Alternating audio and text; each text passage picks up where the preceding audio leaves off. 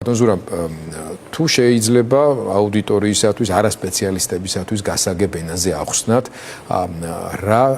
რაზეა ლაპარაკი BBC-ს დოკუმენტურ ფილმში იმ დოკუმენტური მასალის გათვალისწინებით, რომელიც შინაგან საქმეთა სამინისტროს მაღალჩინოსნების მიერ არის მიწოდებული და იმ ჩამონათვალი სპექტრის გათვალისწინებით წყალთან მისი არავისა და განსაკუთრებით იმ მეორე გამხსნელი ნივთიერებაში ქიმიურ რეაქციაში შესვლის კვალობაზე რა მასშტაბის საფრთხეზეა საუბარი? Გესალმებით, მადლობთ მოწვევისთვის. ნამდვილად ძალიან მძიმე თემაა, იმიტომ რომ ერთი წლის წინაც მე და ჩემი ბევრი კოლეგა საუბრობდა იმაზე, რომ იყო გამოყენებული რაღაც ნივთიერება, რომელიც პრაქტიკულად ქიმიური იარაღის მსგავსი იყო, იმიტომ რომ ის დაზიანებების ხარისხი, რომელიც იმ პერიოდში აღენიშნებოდა დემონსტრანტებს, გარშემომყოფ პირებს, ვინც იქ ცხოვრობდა, რაღაცაც კადრებს ხედავდით, გაურკვეველი წყალი, რომელსაც რაღაცა ყვითელი ელფერი დაკრავდა, პირდაპირ კადრებია, როგორ წყლის ჭაულში უშვებენ, ოღონდ, რა თქმა უნდა, ის წიწაკის სპრეი იყო, მაგრამ კაცმა არ იცის იმ ბალონებში რა იყო. საბოლოოდ, მაგრამ ყველაზე მძიმე ამ საკითხში არის ეს კოდები, რომელიც დადასტურებულად თქვეს, რომ ეს არის კოდები, რომელიც მათ ჰქონდათ შეძენილი, იმიტომ რომ ამას ვერ დამალავდნენ ვერანაირად, რომც დაემალათ ეს აუცილებლად გახდებოდა ნათელი BBC-ს, ასე ვთქვათ, ჟურნალისტური გამოკვლევების შედეგად, ჩვენ გავიგეთ, რომ თურმე სახელმწიფოს ქონია ესეთ ნივთიერებები, რაც უკვე საშიშია. ერთი ნივთიერება, რომელიც არის ტრიქლორეთილენი, რომელიც თქვენ ახსენეთ, ეს არის გამხსნელი, რომელიც გამოიყენება ჩვეულებრივად რაღაცეების გასახსნელად და აგრეთვე სხვა ტოქსიური ნივთიერებების გასახსნელად და წარმოადგენს საკმაოდ ნეიროტოქსიურ აგენტს, რომელიც კანზე მოხვედრის შედეგად შესაძლებელია გააძლიეროს სხვა ნივთიერების აბსორბცია, ანუ შეწოვა ორგანიზმში. ანუ ერთ-ერთი მიზანი არა რაღაცა ნივთიერების გაზავება, არამედ კანზე მოხვედრა მისი და მაშინ მისი შეწოვა ორგანიზმში, ანუ გაუმჯობესება იმ ნივთიერებების შეწოვის. რაც ასევე ძალიან მძიმეა, იმიტომ რომ ეს ნივთიერება თავისთავად ძალიან ნეიროტოქსიურია და მისი გამოყენება რაიმე ესეთ ასე ვთქვათ, პლუს ამას ემატება რა თქმა უნდა ის, რომ გარეული იყო წყლის ჭაულში და ამ შემთხვევაში ეს არ არის წყალში ხსნადი ნივთიერება და ჭაულთან ერთად ის წარმოქმნის კრისტალებს, ასე ვთქვათ, რომელიც ეცემა ტანსაცმელზე, ტანზე, კანზე სასუნთქებზე, თვალზე და აძლიერებს სხვა ნივთიერების შეწოვას ორგანიზმში. რაც შეეხება მეორე კოდს, მეორე კოდი ასევე არის საშიში ტოქსიური ნივთიერებები და იქ არის ბევრი ნივთიერება, ზოგი დაშვებულია იმისთვის, რომ გამოყენებული იყოს მრეწველობაში, გერბიციდი და ასე შემდეგ. რატო გაუჩნდა BBC-ს ეს ვარაუდი? იმიტომ რომ ამ ჩამონათვალში იყო ერთ-ერთი ნივთიერება, ანუ ლაკრიმატი, ანუ ცრემლდენი გაზი, რომელსაც იყენებდნენ 30-იან 60 წლებში და მისი განგრძობადი მოქმედების და ტოქსიურობის გამო ის კონვენციის მიერ იქნა აკრძალული.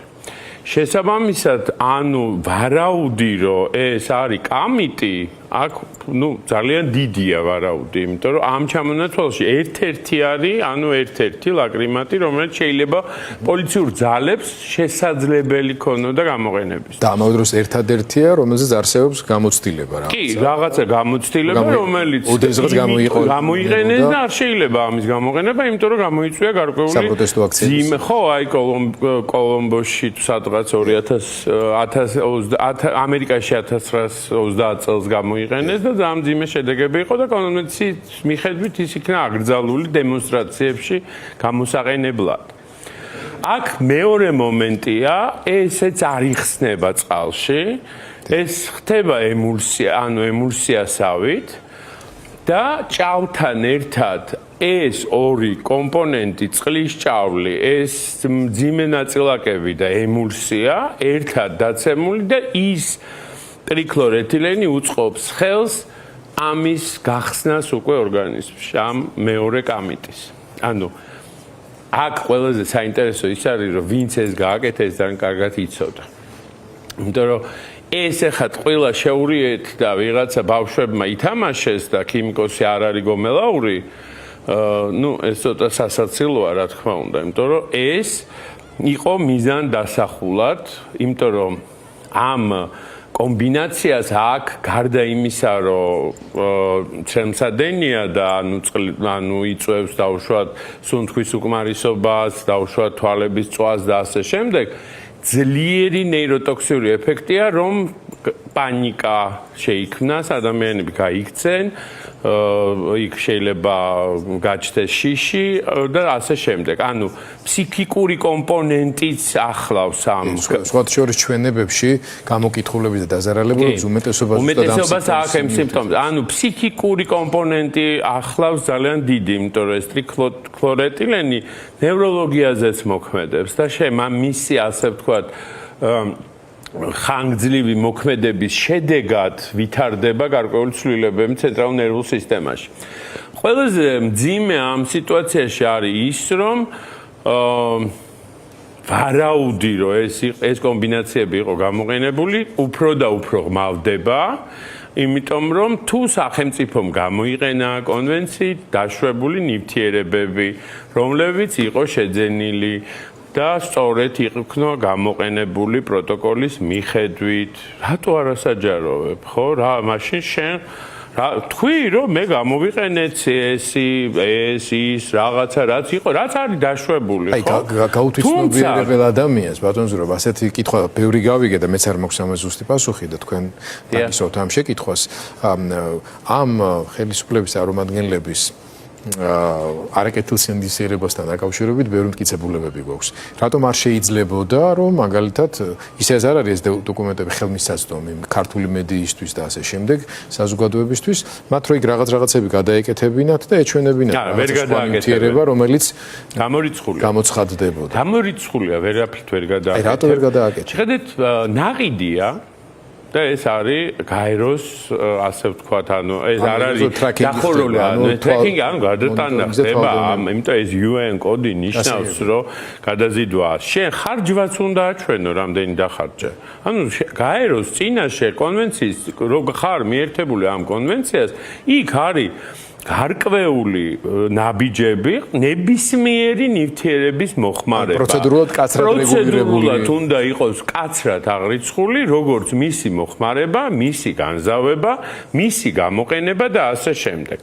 წყლის ჭავლი უნდა იყოს წვიმისებური. ამ შემთხვევაში, როცა შენ ურევ რაღაცა გას და არა დამიზნებით და ჭავლით მიშვერილი სახეზე და ადამიანებს უნდა კონდეთ გაქცევის საშუალება. იმიტომ რომ შენ ჯერ სანამ ამას იზამ აუცილებლად უნდა გააფრთხილო. ეს მთელი პროცედურაა.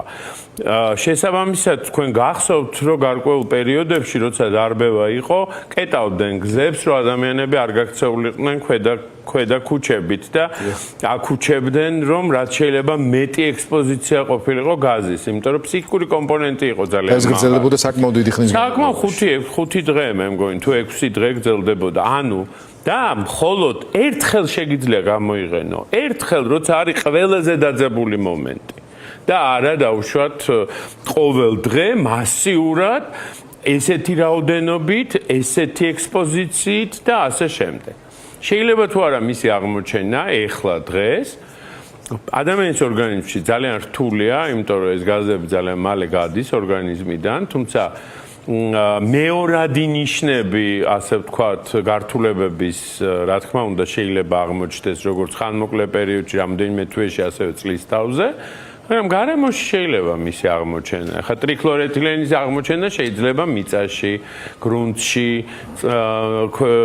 იმ ტანსაცმელზე, რომელიც არ გარეცხია. ტანსაცმელზე თუ არ გაურეცხია. ანუ შეიძლება ლაბორატორიული ანალიზი პირბადეებში კარტრიჯები რო არის, ანუ იმაში შეიძლება აღმოჩნდეს. ტანსაცმელზე თუ არ გაურეცხია. ნიადაგში, იმაში ღრმა წყლებში შესაძლებელი დიდხანს რჩება, როგორც ნიადაგში, ასე შემდეგ.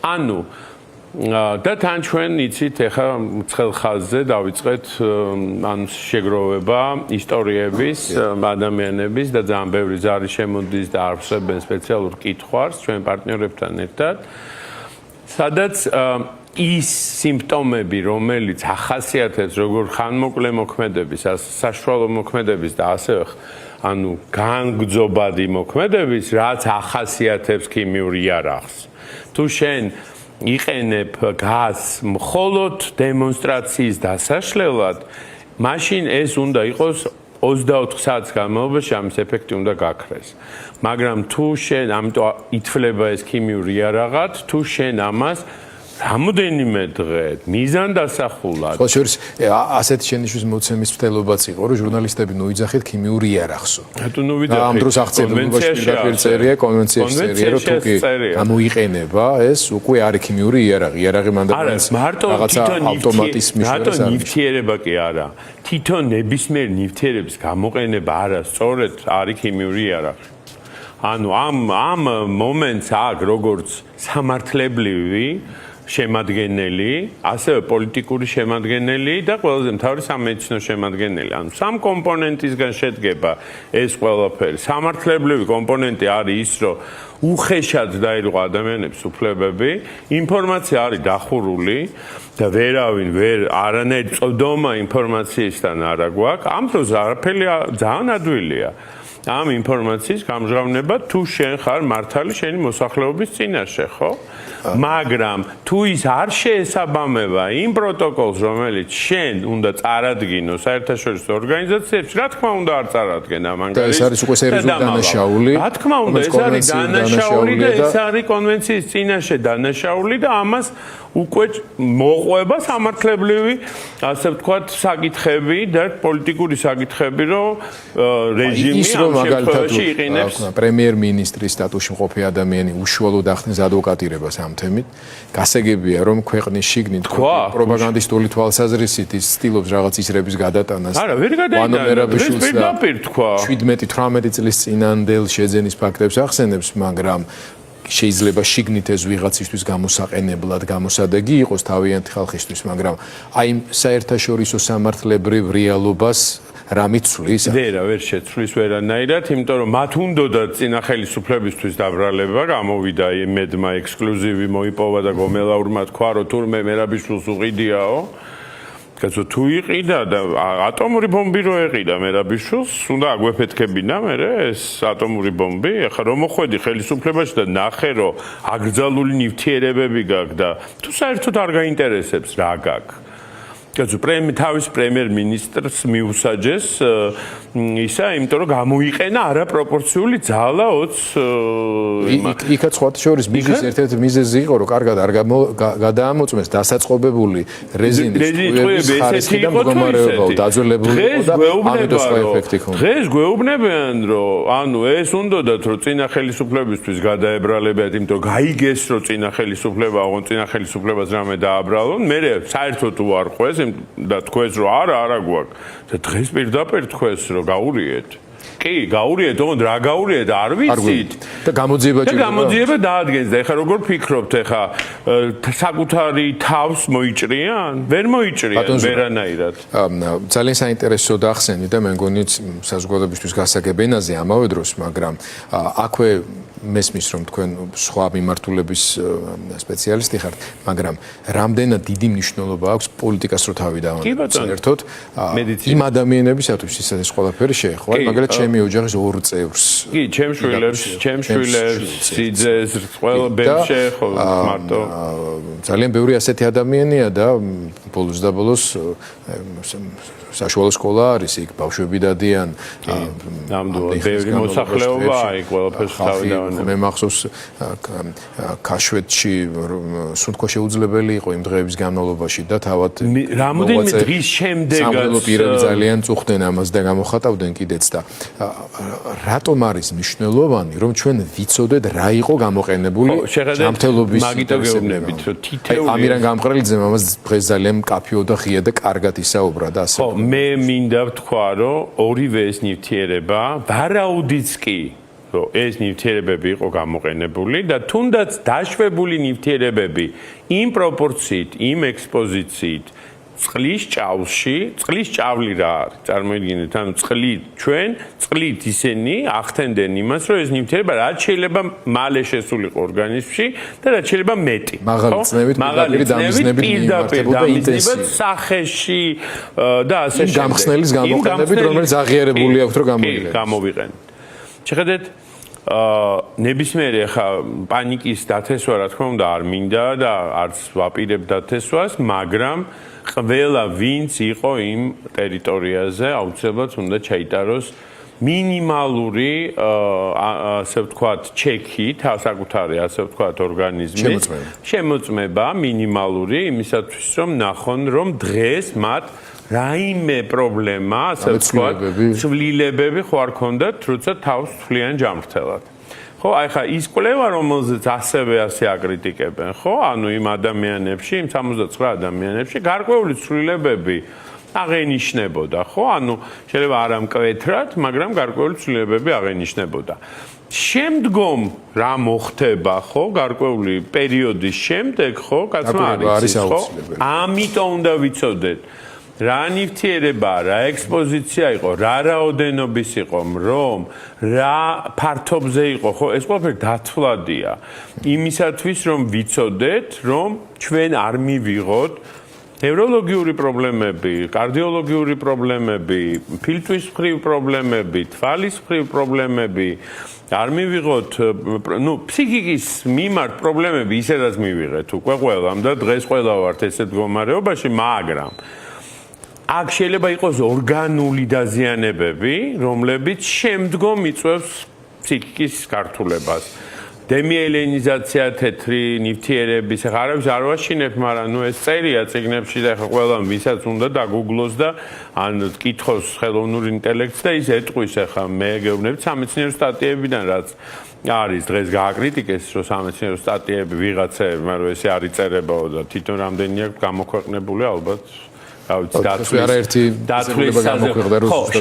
პროპაგანდა ცდილობს ყველანაირად გააქარწყლოს. ამაზე აღარც კი ვამახვილებ, იმდენად სასაცილოა უკვე იმდენად ეს საკუთარ ავტორიტეტს ახავენ ამით. უკვე იმდენად სასაცილოა ეს ყველაფერი.